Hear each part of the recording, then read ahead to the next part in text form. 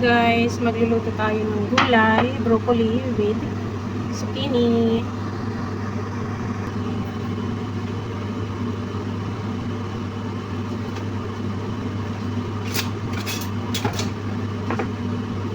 Olive oil. Sabay-sabayin ko na.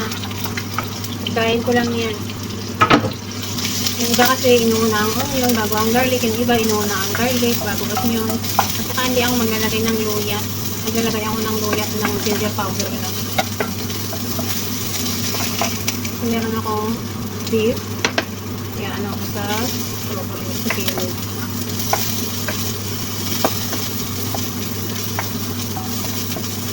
Alam niyo ba guys, maraming bawang doon nakalagay. Tamad lang ako magbalat. Nakakatamad magbalat ng bawang, ang liliit kasi. Katong sibuyas, ang lalaki.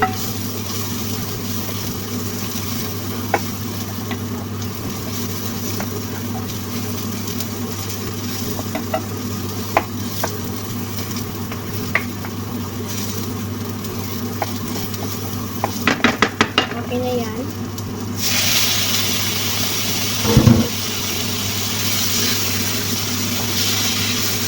Ito yung natira kong parang mayonnaise na ginawa ko nung kahapon na papaitan. Kasi hindi ko pa na-upload. Sinasamantala ko kasi magluto at din ma-video ng habang wala pa yung alaga ko kasi konti lang siya kasi patis ang lalagay. Naglalagay ako ng patis, bagong, naglulot ako ng ganyan, nahihiya ako sa kanya sa amoy. Kaya pag nandito siya, mga niluluto ko lang na akin hotdog, chicken, hotdog, at saka hindi ko na nabibidyo pa. Biel ito guys, madaling maluto kasi dali lang siya ng beef steak. Ayan yung dali lang yung hotdog. May rice. Ayan yung rice. Nagsabaw ako kahapon guys, papaitan. Papaitan, sinanglaw na yung lasa kasi wala naman yung papaitan na po.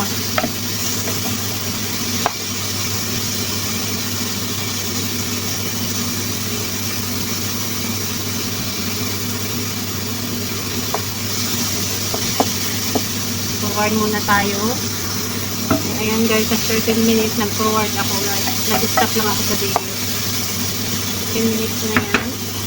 Ilagay na natin. Zucchini. Yung pusa sa Arabic. Zucchini in English. Pero kami yung parang mga batang kalabasa. Bungsel sa itinag.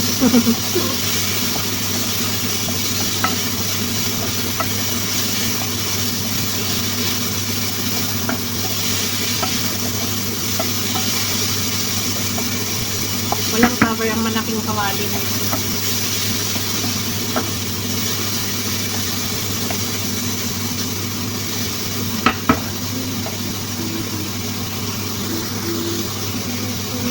Maghugas muna ako at mag-forward. Ayan.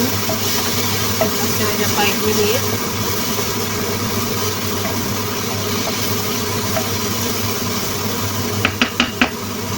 Lagay ako ng patis. Ayaw ko maglagay ng soy kasi ayaw kong maitim. Sorry, konting sabaw lang po. Ayaw kong sabaw yung kasi nagsabaw na ako ng marami sa hapon. Ating papalitan. Tapos kung kilagyan ng konting water, itagisan muna natin ang pag-yami. Ganito talaga ako magpa ng ganito kasi ayaw kong ma-over. Ayaw kong mag-ibig.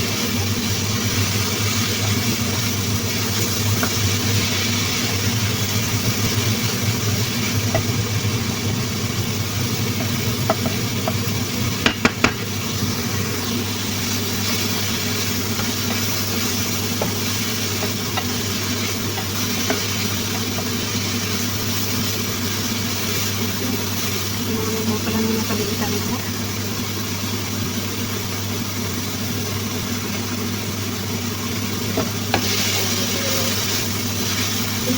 gulay. Nagsabi dito magpaskuha tayo. Maghugas muna ako ng mga pinggan. Let's check. Ayun, may gisa-gisa na ang gulay at maglagay tayo ng konting water. Pag may water na saka ako maglagay ng bitsin. Saka kasi yung bitsin. Ayan guys.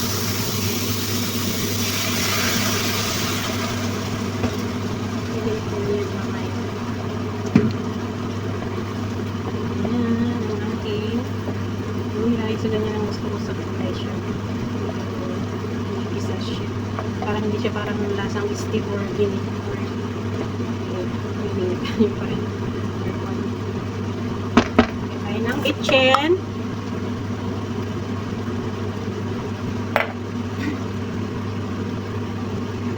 Kaya ko sa Maggi at saka lang isa. Kitchen lang ay tama na. Para tayo ano yung mga nakita ko ng bata ako. Ganun lang. And look. Hindi lang ang oil. And that is olive oil. Let's cover and let's check. Yung iba guys, nilalagyan nila ng konting flour or corn flour para maglapot yung sabaw. Ako ayaw ko. So, kurang yan lang. Buksan natin para magbawas na yung sabaw kasi ginisang ano lang naman yung gulay yun.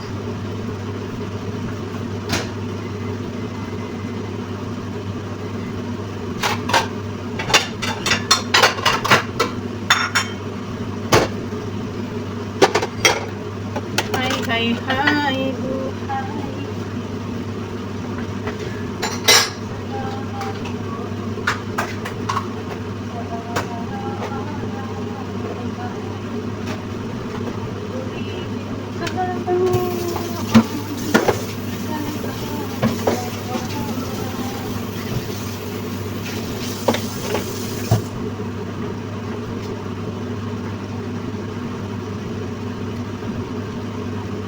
Ayaw ko itong ma-overcook.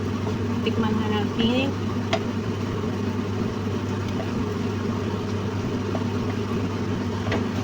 Ano ba yung maganda? Aking.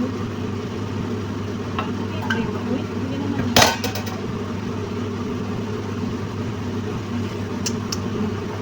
Perfect.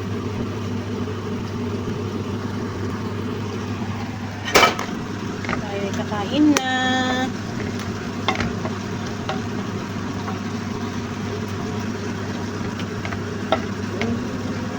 Marami na naman yung karne. Parang kumakunti yung kanina. Nagangutang kasi sa freezer pa yun. Kala ko. Kunti. So, ayan guys. Tayo kakain na. Kung gusto nyong malapot ang sabaw, pwede nyong lagyan ng corn flour or flour. So, ayaw ko ganyan lang. Simple. Kain po. Thank you, Lord.